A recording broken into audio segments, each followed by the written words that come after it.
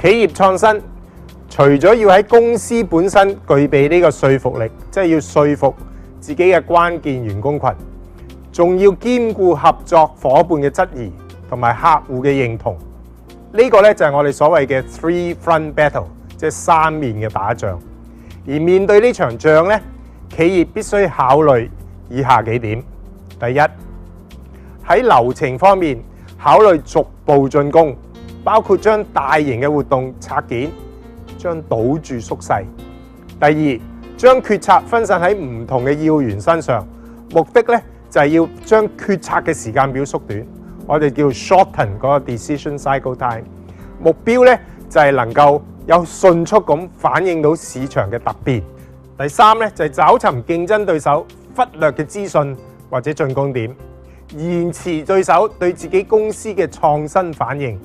例如咧，留意下市場微弱或者啱啱先浮現嘅信號，或者進攻競爭對手唔着意嘅地方。Google Search 開始嘅時候點解會做得好呢？就係因為 Yahoo 根本唔着意佢哋喺 search 方面做嘅手腳。點解 Intel 嘅 chip 做得咁好呢？因為 Microsoft、IBM 唔覺得 Intel 嘅 chip 可以控制到遊戲規則，所以咧佢哋就攞咗呢啲競爭對手忽略嘅地方咧，作有效嘅進攻。